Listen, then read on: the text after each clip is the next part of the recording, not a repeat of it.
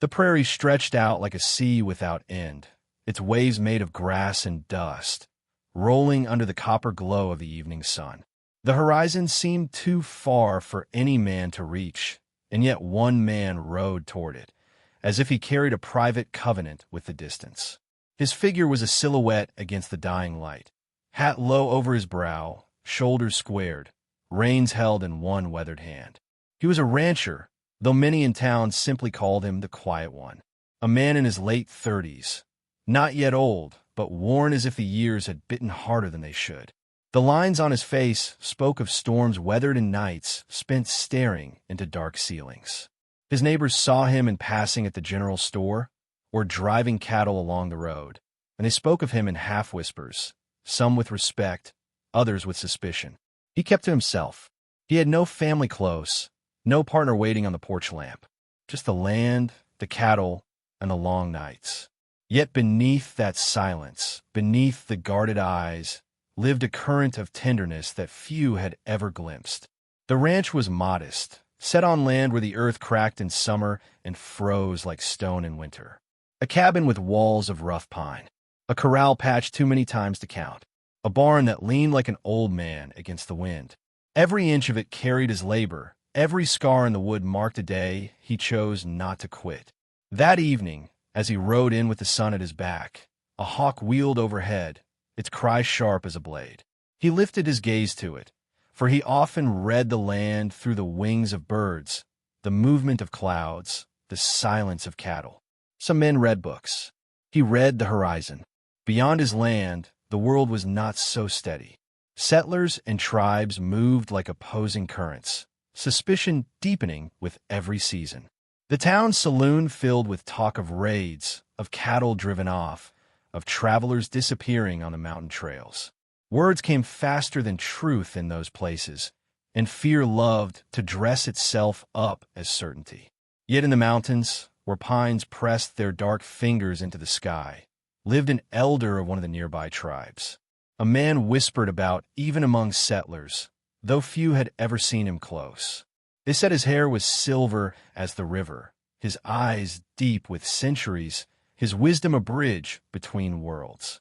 Children spoke of him in awe. Old men, half drunk on whiskey, cursed his name and then lowered their voices in respect. The rancher had never spoken to him, but he had heard the stories. In his private way, he carried a quiet admiration for a man who could live so rooted to the land and yet belong to something greater than himself. That night, after the cattle were penned and the horse rubbed down, he sat on the porch with a tin cup of coffee cooling in his hand. The prairie sighed under the stars, the sky opening wide and endless. Coyotes called in the distance, their song lonesome as his own heart. He leaned back, boots propped on the railing, hat tipped forward, and let the sounds of the night fold around him like a blanket. Yet something stirred uneasily, a restlessness, as though the wind carried whispers he could not yet translate. The following days passed in labor, as days always did. He mended a fence where a steer had broken through. He carried water from the well, split wood, patched the roof where the last storm had torn shingles loose.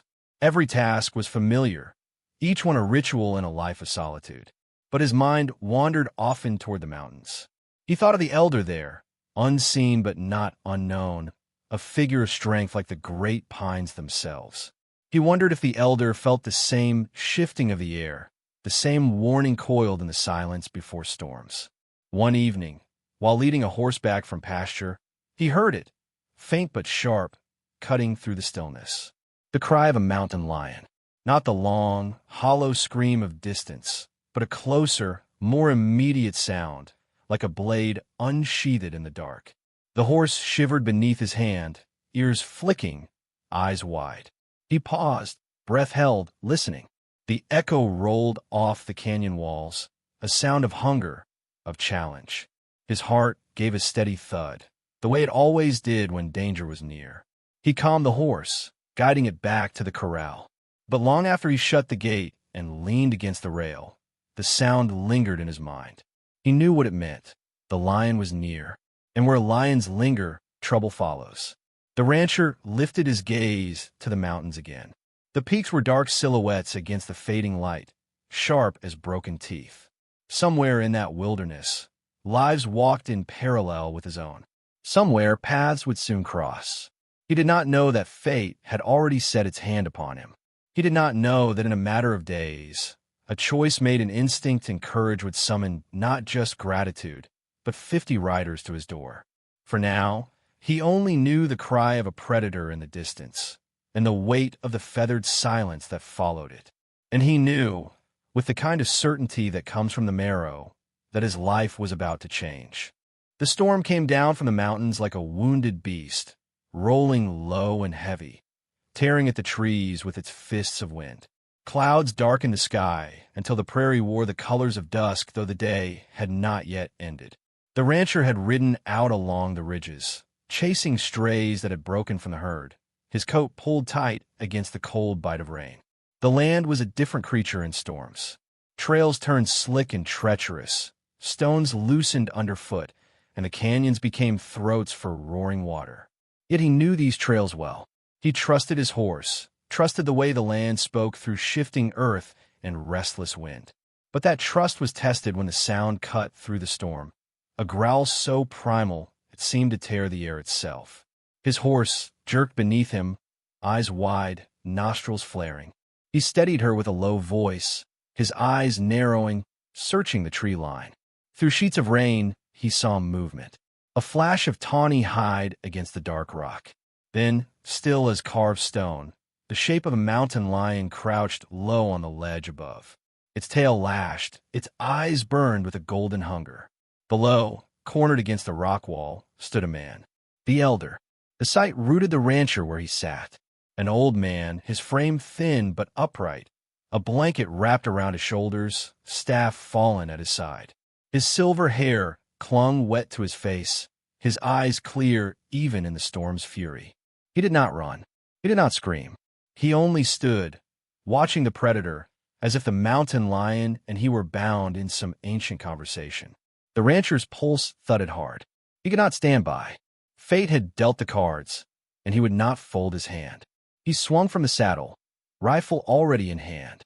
Rain stung his face, blurred his vision, but he raised the barrel, breath slow, steady as his father had once taught him. He fired. The shot cracked like lightning. The lion leapt, muscles rippling, vanishing into the rocks. He had missed. The elder swayed, the echo of the rifle rolling down the canyon. But his eyes remained fixed, not on the predator, but on the man who had fired. Something passed there, wordless, heavy as stone. The lion's growl returned, closer now, angrier, echoing from the shadows. The rancher dropped the rifle, for there was no time to reload. He drew his knife, a simple blade worn by years of work, not war. He stepped between the elder and the rocks, body squared, eyes scanning the darkness. And then it came. The lion burst from the shadows, a streak of muscle and fury, teeth bared, claws flashing in the stormlight. The rancher braced, every muscle taut, and when the beast struck, the world collapsed into noise and violence. They hit the ground hard, the breath driven from his chest. The knife slashed, found flesh, but the lion's weight bore down like a landslide. He tasted blood, smelled the wild heat of the animal's breath. His horse screamed, hooves striking against stone. He fought not for glory, but for survival, hands locked in a struggle with jaws that sought his throat.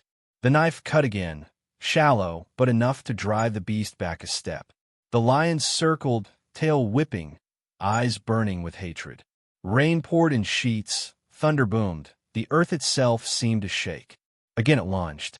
Again the knife struck, and this time the blade found the shoulder. The lion shrieked, a sound that tore the night open, then leapt away, vanishing into the storm as suddenly as it had come. The rancher staggered to his feet, chest heaving, arm bleeding where claws had raked deep. He turned, half expecting to see the elder gone like a dream. But the man stood there still, unshaken, rain streaming down his face, eyes calm as the stones themselves. For a long moment they said nothing. Only the storm spoke, rumbling across the ridges. At last, the elder bent, retrieving his fallen staff. He stepped closer, his movements slow but strong, and laid one weathered hand on the rancher's arm. His gaze held gratitude, but more than that, recognition, as though he had always known their paths would cross. The rancher, still catching breath, could only nod. Words seemed too small for the moment. He led the elder to his horse, helped him mount despite the protests of aching bones. Together they rode down the slick trail, the rancher walking beside the horse, knife still stained, his body sore but steady. As sheltered outcrop, he built a small fire beneath the dripping pines. He bound his arm with cloth torn from his shirt, then set about warming the elder's hands, though the old man seemed less in need than he himself. The elder reached into a pouch at his side and withdrew a feather, long, dark, tipped with white. He pressed it into the rancher's palm, closing the man's fingers around it with surprising strength. His eyes, lit by the fire, spoke more than words could carry. Honor is not forgotten. They sat in silence as the fire crackled, as rain eased to a mist, as the storm moved on. The world seemed changed, hushed, as if even the mountains bowed to the weight of what had passed. When morning broke, the elder walked away into the trees, staff steady, his form soon lost among the shadows. The rancher watched until the last trace was gone. He held the feather still, turning it in the new light, wondering what it meant. He thought it was only a token, a simple thanks.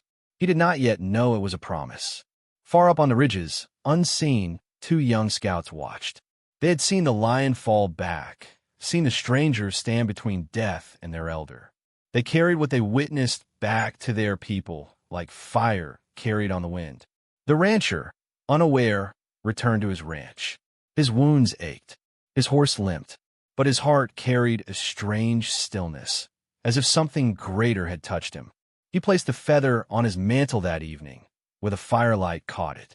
A small thing, and yet, when he looked at it, he felt less alone. Out in the distance, drums whispered faintly. Hooves moved like thunder far away. The story was already traveling, carried by voices that never forgot. And soon, it would circle back to his door. The days that followed the storm stretched out long and strange, like shadows at sundown. The rancher moved through them with the same rhythm as always, feeding the cattle, mending fences, tending to the land that asked for everything and offered little in return. Yet something inside him had shifted. On the mantle, above the slow-burning fire, rested the feather. At first he had placed it there without thought, a token from an elder he might never see again. But the longer it sat, the more it seemed to watch him. Sometimes in the quiet of the evening, he would catch himself staring at it, as if it might whisper some secret. The feather was more than thanks. He could feel it. It was a thread tied to something larger, though he could not yet see where it led. Word began to stir in the town down the road. It traveled from lips of traders and riders who claimed to know things before they were known. Whispers of the rancher standing against a mountain lion. Whispers of him walking away bloodied, but alive, the elder untouched.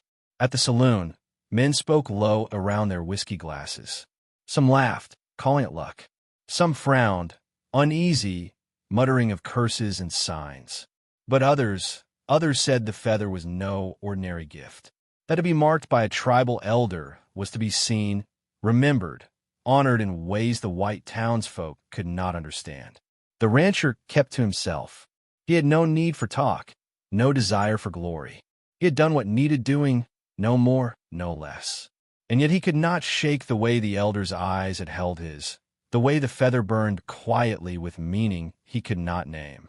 One evening, as the sky softened into the gold of late summer, a figure appeared at his ranch. A young woman, quiet as twilight itself. She came not with boldness, but with grace, her steps measured, her eyes deep with something unsaid. She was kin to the elder. Her age was not far from his own, her hair long and dark, her face strong but marked with the softness of sorrow. She did not smile easily, but when she did, it carried the warmth of coals hidden under ash.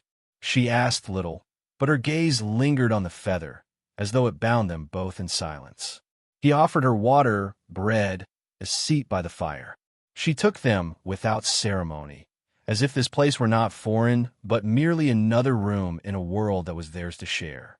For days she returned, sometimes speaking, sometimes only sitting while he worked. She carried no judgment, no curiosity that pried. She seemed to see not a man wounded or weary, but simply a man who carried his own storms quietly. The rancher found peace in her presence. They said little, but in that little, something took root. Where others had doubted or dismissed him, she seemed to understand without need for proof. She asked about the fight only once, and when he told it, she listened not for the lion or the blood, but for the spaces between the words, the silence that spoke of fear, of courage, of the choice to stand.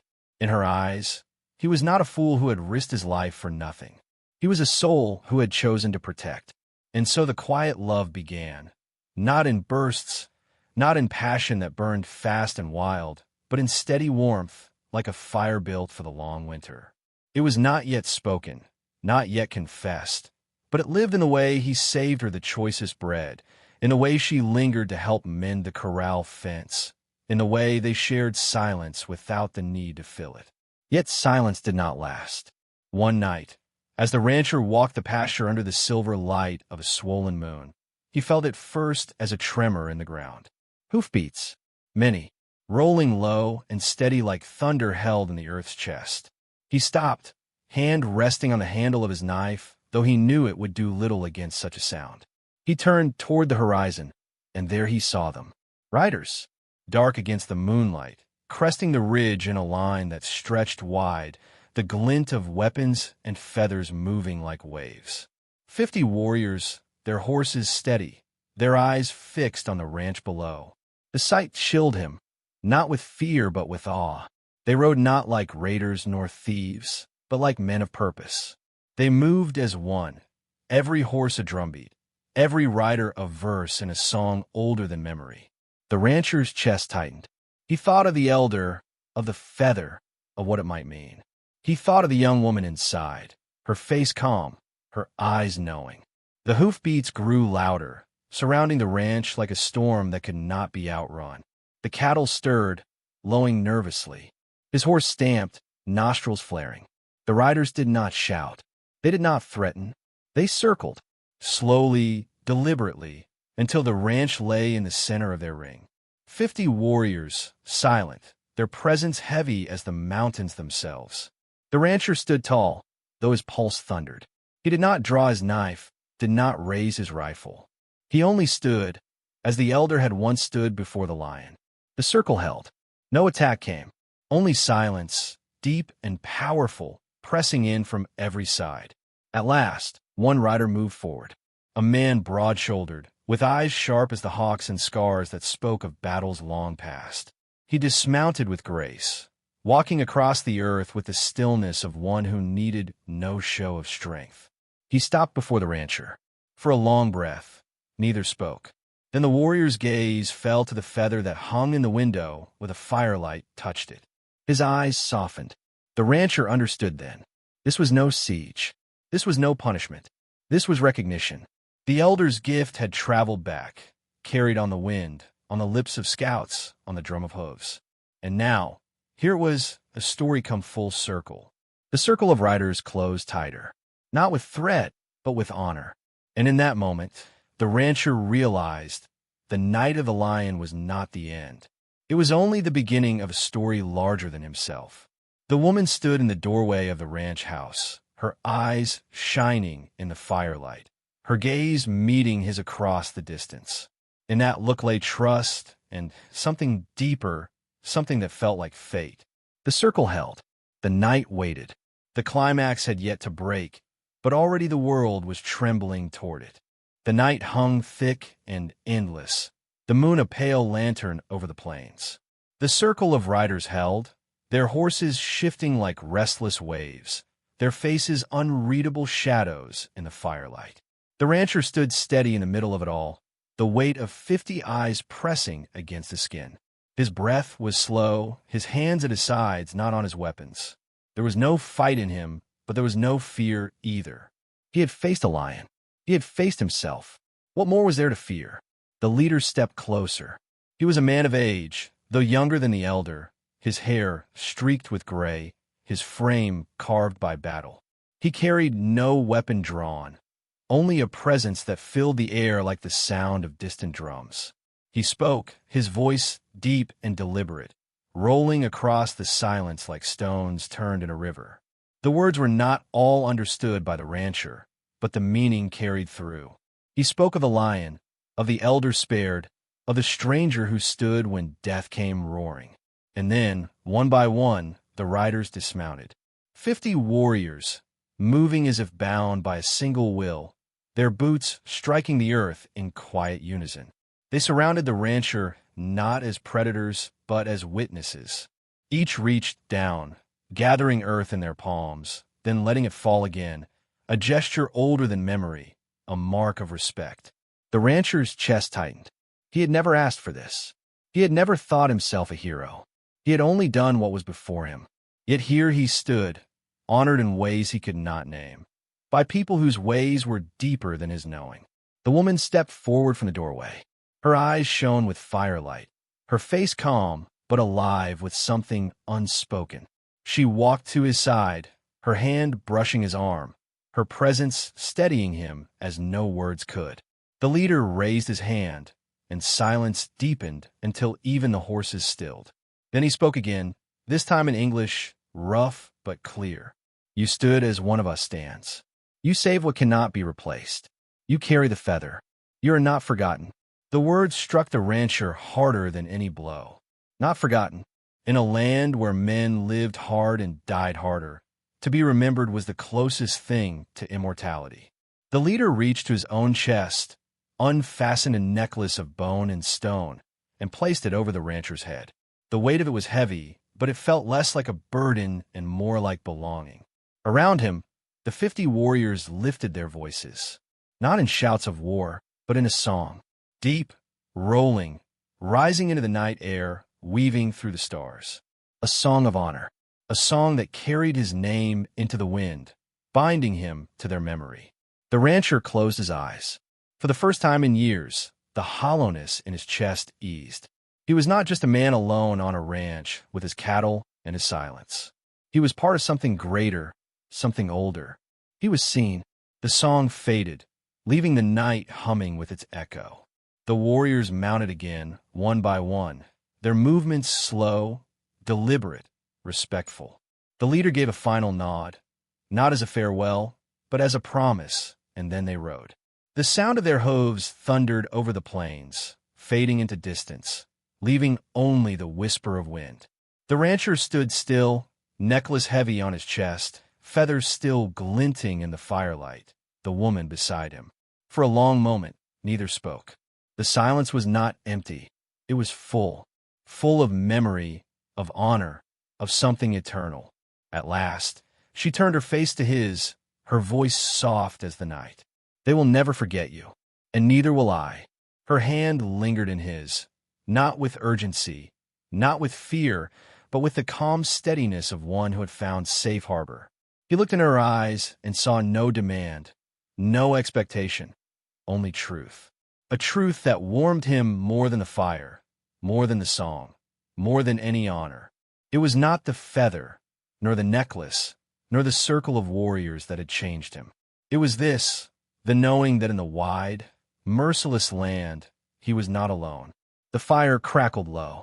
The night stretched on, and somewhere in the distance, the echo of drums still whispered, carrying his story farther than he could ever ride.